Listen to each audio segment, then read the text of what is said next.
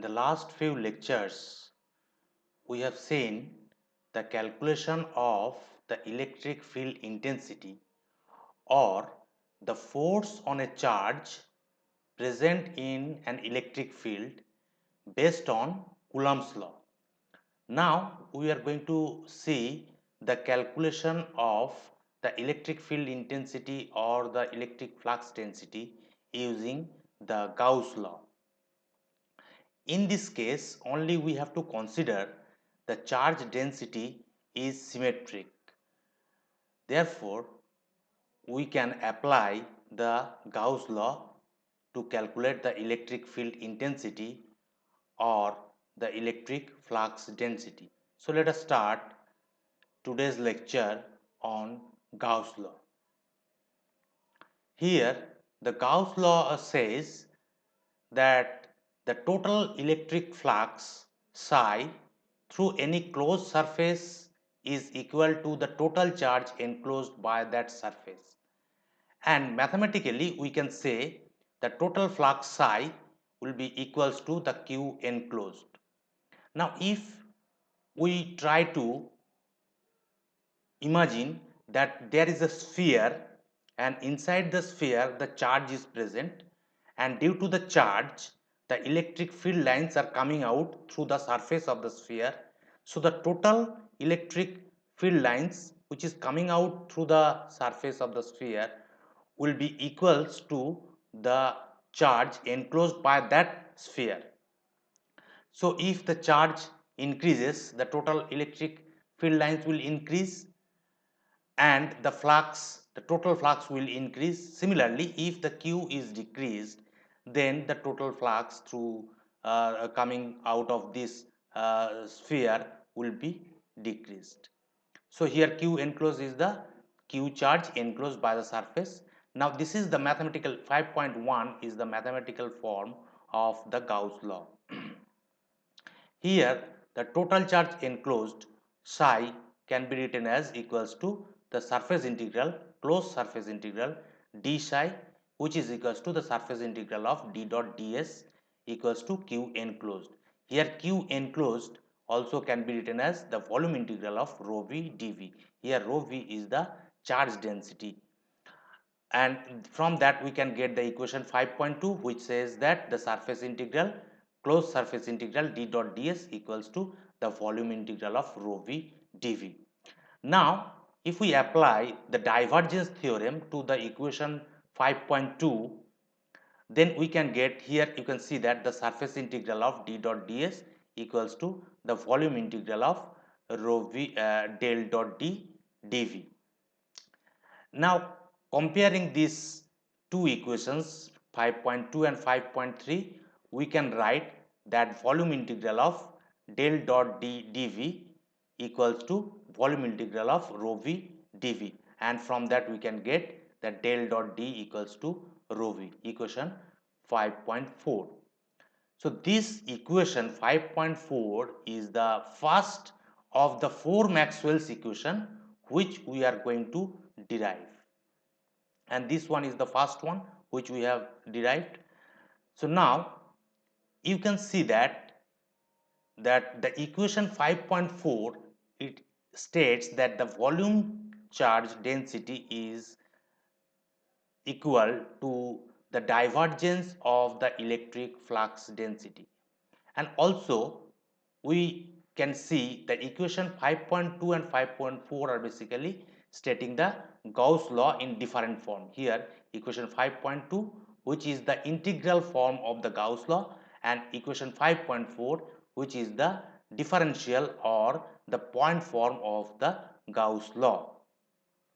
And actually the Gauss law is an alternative statement of the Coulomb's law. If we apply properly the divergence theorem to the Coulomb's law, then we can get the Gauss law. And using the Gauss law, we can find out easily the electric field intensity or the electric flux density. Here only we have to consider the charge density or charge distribution is symmetric everywhere, and also we can consider the point charge, the infinite line of charge or infinite surface charge, or the spherical distribution of charge to calculate the electric field intensity or electric flux density. Now let us apply the Gauss law to calculate the electric field intensity or the electric flux density. Now before applying the Gauss law to calculate these two parameters, we need to know some points or some steps we need to follow to use the Gauss law. So here, first point we should consider or we should know that the charge distribution must be symmetric. If the charge distribution is symmetric, then only we can apply the Gauss law. The second point is that if the charge distribution is symmetric or symmetric charge distribution exists, then we will construct a mathematical closed surface which is called the Gaussian surface. This is the step 2. Now after drawing the Gaussian surface, we know that the electric flux density at the surface of the Gaussian surface will be same, and from that we will get the tangential or the normal component of the flux density to the Gaussian surface. When D is normal to the surface, then we will get the D dot ds, which will be equals to D into ds, because we will see afterwards that why, if the component of D is normal, if the D is normal, then why we are getting this one. But if the D is tangential to the surface, then D dot ds will be 0. So we will consider the normal component of the flux density to use the Gaussian surface. So the 4 points here we need to remember. Number 1, to use the Gaussian law, we need to consider that charge distribution is symmetric. When we consider the charge distribution is symmetric, then we can use the our intuition to draw the Gaussian surface. After drawing the Gaussian surface, we need to consider the normal component of the flux density, and from that we will get D dot ds will be equals to D into ds, and the last one, the tangential component will be 0, because D dot ds will be 0, because the tangential component with the normal direction of the area ds will be 90 degrees. So cos 90 is 0. So tangential component, for the tangential component it will be 0. Now let us apply the Gaussian law to calculate the electric flux density for different charge distributions. First, a point charge we are considering, and for the point charge we are going to calculate the electric flux density using the Gauss law. Now, suppose a point charge plus q is placed at the center of the origin of the Cartesian coordinate system. Here you can see that the Cartesian coordinate system we have considered x, y, z, and at the origin of the Cartesian coordinate system we have placed the charge plus q. Now the next step is to draw the Gaussian surface. Now using our intuition, what will be the Gaussian surface?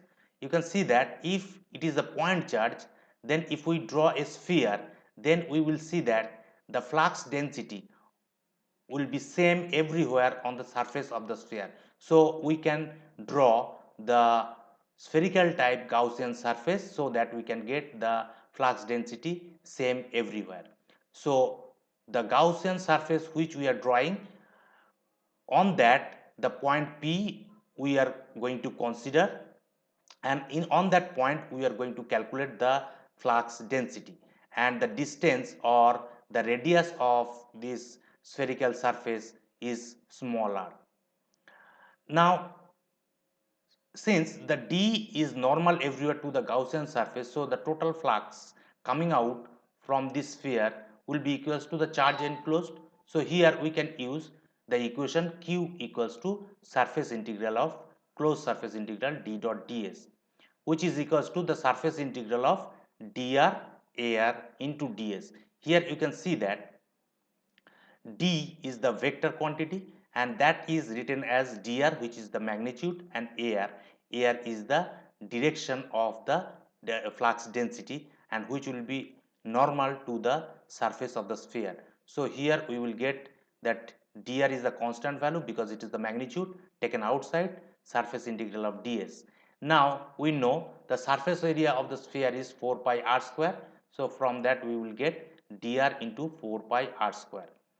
So here from that we will get dr equals to q by 4 pi r square. So here dr equals to q by 4 pi r square, where ds, that is the total surface area, also we can find out that the closed surface integral ds equals to surface integral, that is the integration of phi equals to 0 to 2 pi, phi equals integration of theta equals to 0 to pi r square sin theta d phi, which if we calculate we will get 4 pi r square is the surface area of the Gaussian surface, and this idea is taken from the spherical coordinate system.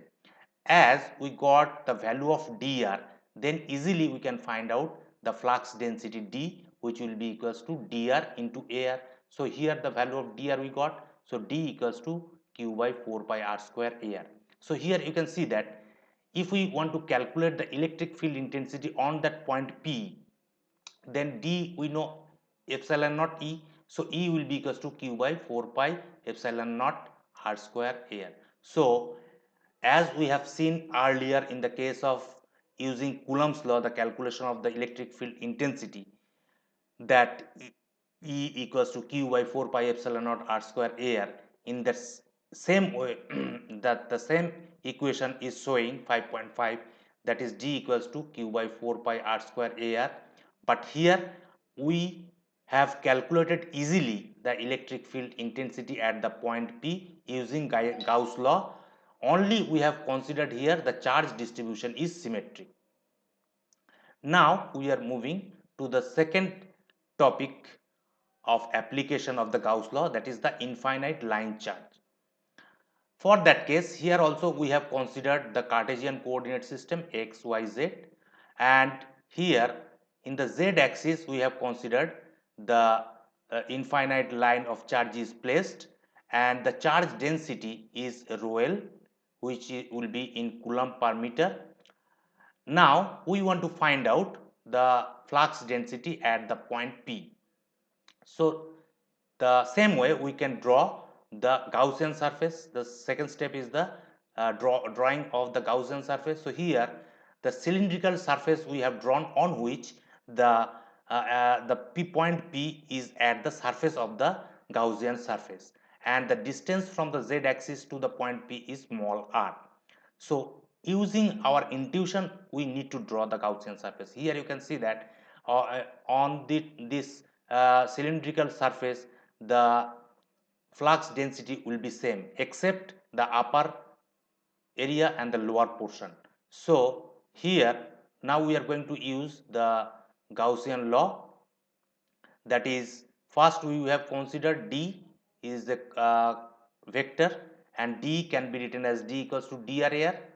Now we have to use the Gaussian law or Gauss law, that is phi equals to q enclosed. So q enclosed, for the q enclosed we have considered here, you see that the L length of the Gaussian surface. So the charge density rho L into the length, from that we will get the charge enclosed by the Gaussian surface.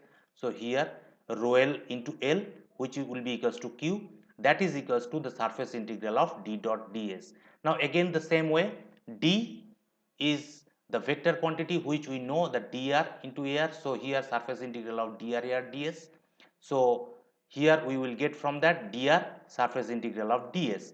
Now we know the surface integral of ds we can get from the cylindrical coordinate system, that will be dr into 2 pi r l.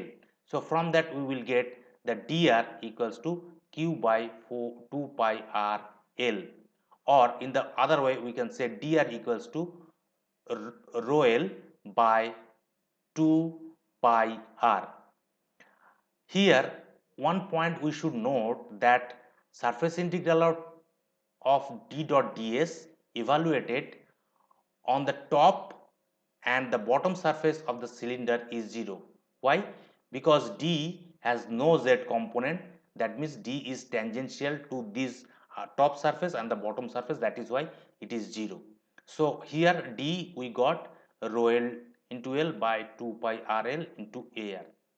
So LL cancel out, D will get rho L by 2 pi R into AR. So here you can see that using the Coulomb's law we found that the flux density or the field intensity, electric field intensity E equals to rho L by 2 pi epsilon naught RAR. The same equation we got here, just we have considered in this case that the charge distribution is symmetric, and if we consider the charge distribution is symmetric, then the calculation will be more easier.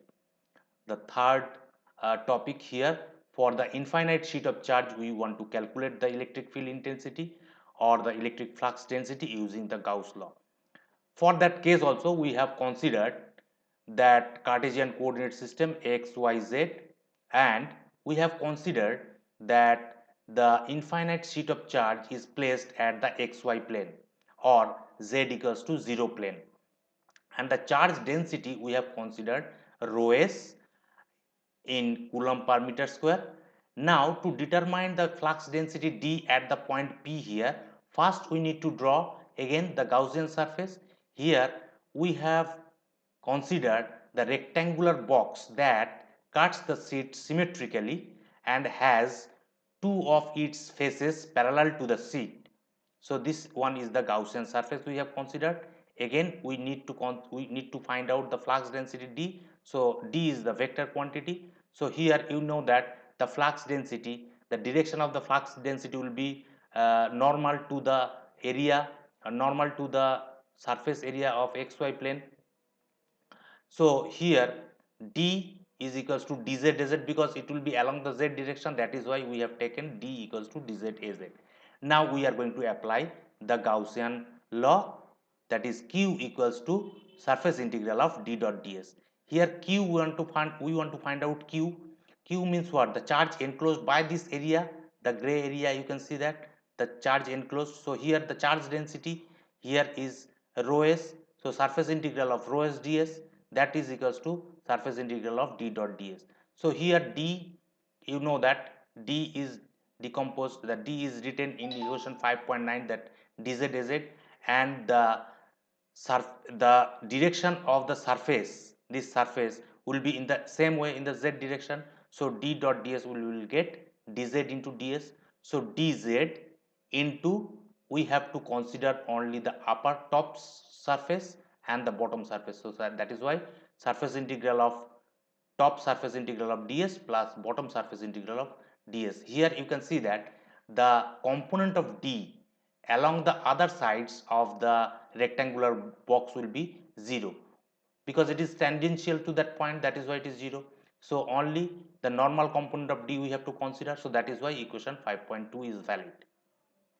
That is written here. You see that surface integral of D dot ds evaluated on the side of the box is 0 because D has no component along x axis and y axis. So from that, if we consider the area is A, capital A, so all the area will be A, this area will be A, this area A, this area A. From that we can calculate the flux density. Here you see that equation 5.10 becomes rho s into A, because Q is the Q enclosed means the charge enclosed by the area A. So here rho s into area plus equals to dz into A, the up top surface, plus bottom surface A. So twice of A. So from that we will get dz equals to rho s by 2. So as we got dz, so D from that we can calculate. Here you see that D equals to dz means here rho s by 2 into az. So we can see that if we want to find out the electric field intensity on that point P, then D will be replaced by epsilon naught E. So E will be equals to rho s by 2 epsilon into az, or for general equation an, that you can see that equation 5.11 is similar to the calculation of the electric field intensity at the point for infinite sheet of charge, which we have seen, that is E equals to rho s by 2 epsilon naught an. Now we have to see the calculation of the electric flux density for uniformly charged sphere. So here we have considered a sphere of radius a, with the radius a, and the charge distribution is symmetric everywhere or uniform everywhere, and the charge density we have considered, that is rho naught coulomb per meter cube. Now to determine D anywhere inside the sphere, outside the sphere, first we need to draw the Gaussian surface. So here two cases we will consider. First one, that R is the radius of the Gaussian surface, which will be less than equals to A. That means R will be inside the sphere, that is the Gaussian surface will be inside the sphere. And the second case we will consider that R is greater than equals to A, that is that the Gaussian surface is outside the sphere. So first case 1 we will consider. In the case 1 we are going to calculate the flux density. So we have considered the charge has the spherical symmetry. So it is obvious that we need to draw the spherical surface uh, as a Gaussian surface. So for R less than equals to A, the total charge enclosed by the spherical surface of radius R is. That means first we need to draw the charge enclosed by the Gaussian surface. So here you can see that this dotted line shows the Gaussian surface. So we need to calculate the charge enclosed by that surface. So here the Q enclosed will be the volume integral of rho v dv. So that rho v, that is given as rho naught, we have taken volume integral of dv. Now we can calculate the volume integral using the spherical coordinate system. So rho naught is taken outside the integration, surface integral, that is integration of phi equals to 0 to 2 pi, integration of theta equals to 0 to pi, integration of r equals to 0 to r. Here because we need to calculate the charge inside this Gaussian surface, that is why r is taken from 0 to r, not 0 to a. So here r square sin theta dr d theta d phi, from the spherical coordinate system we know that. So after solving that, what we will get, that is rho naught into 4 by 3 pi r cube. So this is the charge enclosed by the Gaussian surface. Now we want to find out the flux coming out, or the total flux coming out through the Gaussian surface.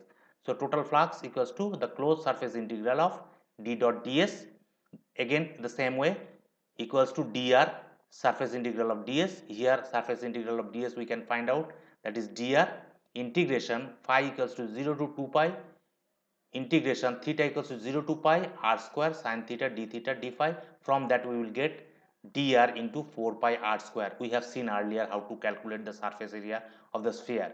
So from that we got that the total flux coming out, that is dr into 4 pi r square, which will be equals to the q enclosed, that is rho naught 4 by 3 pi r cube.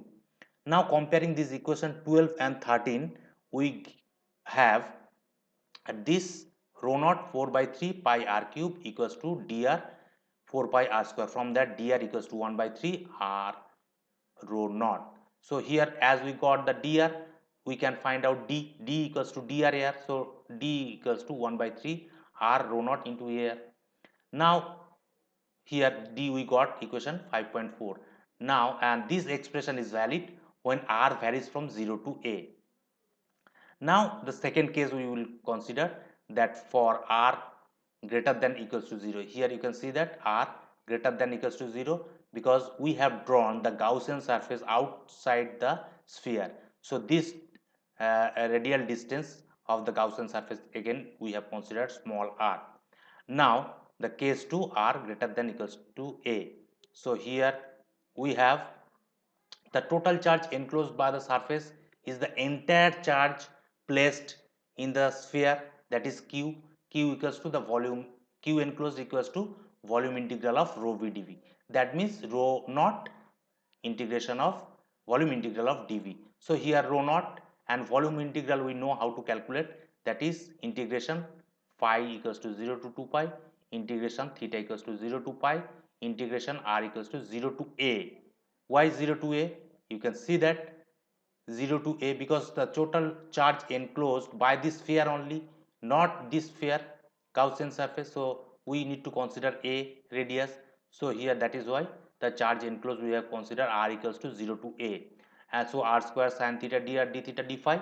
From that we can get rho naught, and we know the volume of a sphere, that is 4 by 3 pi a cube. In this case the radius of the sphere a is considered because within this sphere the charge is enclosed. Now we need to calculate the total flux psi, which is equals to the surface integral of d dot ds, the same way that will give us dr into 4 pi r square. So now q enclosed, which is giving, which we will get from 5.15, and which is equals to the total flux. From that we will get d is the flux density, that will be equals to a cube rho naught divided by 3 r square. If you simplify this equation, this equals to this, we will get this d. So that expression of d we will get for r greater than equals to a. Therefore the finally the expression which we will get here, d equals to r by 3 rho naught air for r varies from 0 to a, and the second one, for the second case we will get a cube rho naught by 3 r square air when r is greater than a. Now if we consider the mod of d, we can draw the graph which will give us the idea how the flux density or the field intensity varies with the variation of this small r. That we can see in the diagram. You can see that from the equation, to the first equation, if r equals to 0, then d will be equals to 0. Now r is increasing, you can see that this rho naught and 3 is constant, so d is proportional to r, directly proportional to r, so it will increase proportionally. Here you can see that it is increasing proportionally, and the value will be maximum when r, small r, reaches the value of a. Here if value of a, that maximum value we will get, that is a by 3 rho naught. Here a by 3 rho naught. Now this a is the radius of the sphere. So outside this sphere, if we want to see how the flux density varies, then we need to consider the second case. Here you can see that it is a cube, so and it is r square. So here a is the radius of the sphere, which is constant, rho naught is constant, 3 is constant, so d is varies inversely proportional to 1 by r square. So from that we can find out that it will exponentially decrease, and it will reach towards 0 as r increases. So here that graph we will get due to the value of the second case, that is a cube rho naught by 3 r square. So that is all about the calculation of the electric field intensity, or rather we can say electric flux density, using Gauss law if we consider the charge distribution is symmetric, and the calculations which we have seen here for the point charge, for the line of charge, for the surface charge, infinite sheet of charge, for the volume of charge. Thank you very much, student.